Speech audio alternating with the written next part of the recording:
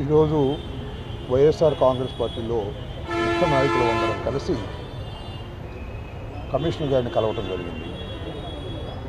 కలవడానికి గల నేపథ్యం కారణం ఏమిటంటే మొత్తం 57 డివిజన్స్గా ఉన్నటువంటి గుంటూరు కార్పొరేషన్ని 76 డివిజన్స్గా పునర్విభజన చేస్తున్న సందర్భాన్ని పురస్కరించుకొని మాకున్నటువంటి అనుమానాలను నివృత్తి చేసుకోవాలనే ఉద్దేశంతో వైఎస్ఆర్ కాంగ్రెస్ పార్టీ ఒక ప్రతినిధి బృందం కమిషనర్ గారితో కలిసి మా అభిప్రాయాలని మా అనుమానాలని చెప్పడం జరిగింది. వాటికి వారు సమాధానం ఇవ్వటం కూడా జరిగింది.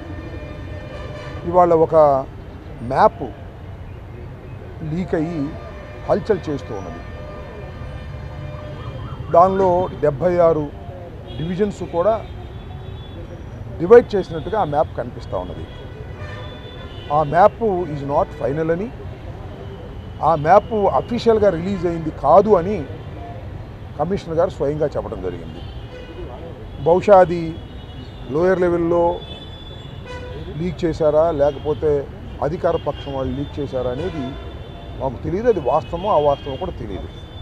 దానిలో చాలా అవకతవకలు ఉన్నాయనేది చాలామంది అభిప్రాయం. 23వ తారీఖున ఒక మ్యాప్ని డివిజన్ చేసినటువంటి దాన్ని తాత్కాలికంగా వాళ్ళు రీచ్ చేయబోతున్నారని చెప్పారు. దాని తర్వాత అబ్జెక్షన్స్ కూడా తీసుకుంటారు. అబ్జెక్షన్స్ తీసుకొని ఆ అబ్జెక్షన్స్ అన్ని పరిశీలించి మళ్ళీ అవసరమైతే అధికారులు సాటిస్ఫై అయితే దాన్ని మారుస్తారు. మార్చిన తర్వాత మాత్రమే ఫైనల్గా డివిజన్స్ అవుతాయి. ఒకటి వాస్తవం ఏంటంటే 76 డివిజన్స్గా పునరుద్ధబడుతూ ఉంది ఈ కార్పొరేషన్. కొత్తగా ఏ విలేజెస్ని కలిపేటటువంటి అవకాశం లేదు అని కూడా కమిషనర్ గారు చెప్పడం జరిగింది. ఏది ఏమైనా న్యాయబద్ధంగా అన్ని వార్డులు కూడా సుమారుగా అన్ని డివిజన్స్ 76 డివిజన్స్ సుమారుగా 10% అటు ఇటుగా సమానంగా ఉండవలసిందే. That is the rule. Natural బౌండరీస్కి సంబంధించి ఒక 10% అటు ఇటుగా అన్నీ కూడా సమానమైనటువంటి జనాభా లెక్కల ప్రకారమే సెన్సస్ ప్రకారమే ఉండి తీరాలనేది రూల్. ఎందుకంటే కొన్ని చోట్ల అనుమానం కలుగుతూ ఉంది. ఏమైనా అనుమానం కలుగుతూ ఉందంటే కొన్ని చోట్ల 7,000కి 8,000కి ఒక డివిజన్ చేసుకోవటం, ఒక చోట 13,000కి డివిజన్ చేసుకోవటం జరుగుతూ ఉంది. అధికార పక్షానికి అనుకూలంగా అది చేస్తున్నారనేటువంటి డౌట్ కలుగుతూ ఉంది. రూల్ ఏమిటంటే అన్నీ సమానంగా ఉండాలి. ఒక 10% న్యాచురల్ బౌండరీస్ అలా ఇలా మారుతూ ఉంటాయి కాబట్టి దానికి తగ్గట్టుగా ఉండాలి అనేది రూల్. ఆ రూల్ ప్రకారమే వారు చేస్తామని, ఏమన్నా న్యాచురల్గా మా దగ్గర నుంచి వచ్చినటువంటి అబ్జెక్షన్స్ రీజనబుల్గా ఉంటే వాటిని కన్సిడర్ చేసి స్పీకింగ్ ఆర్డర్స్ పాస్ చేస్తామని కమిషనర్ గారు చెప్పడం జరిగింది. కాబట్టి ధర్మంగా జరుగుతుందని మేము భావిస్తున్నాం. అలా జరగకపోతే కమిషనర్ గారి దృష్టికి తీసుకువెళ్ళి సరి చేయడానికి ప్రయత్నం చేస్తాం.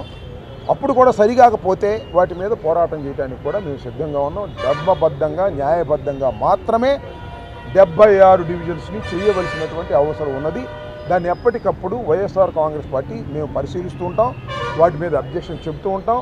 ఇంకా ప్రజల నుంచి కూడా అభిప్రాయాలు తీసుకుంటాం. రేపు 23వ తారీఖు రిలీజ్ అయిన తర్వాత ఎవరైనా కూడా అబ్జెక్షన్ చెప్పవచ్చు. దానిలో ఏదైనా అవకతవకలు ఉంటే వాటిని చెప్పేటటువంటి అవకాశం ఉంటుంది. దాన్ని వారు తప్పనిసరిగా వినాలి. దాన్ని విని స్పీకింగ్ ఆర్డర్స్ పాస్ చేయాలి.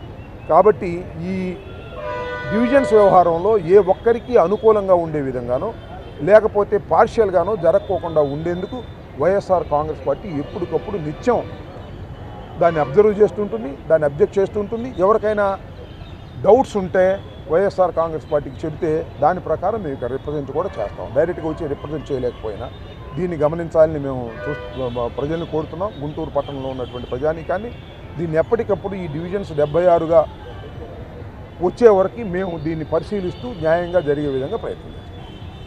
ఓకే సార్, ఏంటి ఈరోజు రాష్ట్రంలో జనగణన కార్యక్రమం ప్రారంభించి దీనికి సంబంధించి అసలు ప్రజల్లో ఒక అపోహ ఉంది. అంటే ప్రభుత్వం కార్యక్రమాన్ని చేపట్టింది కాబట్టి ప్రజల్లో ఒక అపోహ ఉంది. దీన్ని ఎలా ముందుకు తీసుకెళ్తారు? ఏం అపోహ ఉంది? అంటే ఓటీపీలు అడుగుతూ ఉంటారని, లేదంటే ఇతరులైతే మా ఉండే పథకాలు కట్ చేస్తారని, ఇలాంటి ప్రజల్లో ఒక అపోహ ఉంది. వైసీపీ ఏం చెప్తారు? అపోహలు ఉంటే మనం ఏం చేస్తాం? అది నిజమైతే ఎదుర్కొంటాం. రకరకాల అపోహలు ఉంటూ ఉంటాయి. ఆ అపోహలకు అన్నిటికీ మనం సమాధానం చెప్పలేము. ఇప్పుడు జనాభా లెక్కలు సెన్సస్ ప్రారంభమైన తర్వాత అది ఒక చట్టబద్ధంగా సెన్సస్ జరగవలసిందే. దానిలో అనుమానం ఏమైనా ఉంటే వాటి గురించి చెప్పమనండి, వాటిని మేము ఫేస్ చేస్తాం, వాటిని మేము ప్రభుత్వానికి విజ్ఞప్తి చేస్తాం, అవసరమైతే పోరాటం చేస్తాం. ఎక్కడా కూడా సెన్సస్లో అవకతవకలు జరిగే అవకాశం లేదు. జనాభా లెక్కలు జరగవలసిందే, ఆ సెన్సస్ని సక్రమంగా జరగవలసిందే. దీనిలో వేరే తేడాలు ఏమి ఉండడానికి వీల్లేదు. ఉంటే వివిధ దశల్లో దాన్ని పోరాటం చేస్తాం. వారి అధికారుల దృష్టికి తీసుకువెళ్తే ఎక్కడ అధికారులు అలా తప్పు చేయడానికి వీలేదు. తప్పు చేస్తే మాత్రం దాని చట్ట ప్రకారం వారు శిక్షించబడతారు. సింపుల్. ఏ దీక్షకి ఏం అడుగు మరి, కాగితం అయితే ఇచ్చాం, పర్మిషన్ ఇచ్చారో లేదో నాకు తెలియదు. కాగితం అయితే ఇచ్చాం, పర్మిషన్ ఇచ్చారో లేదో వాళ్ళకి అడగండి. ఒక దండ ఇకపోతే 2 దండాలు, అది తెలుసు కదా. అదే చెబుతున్నారు.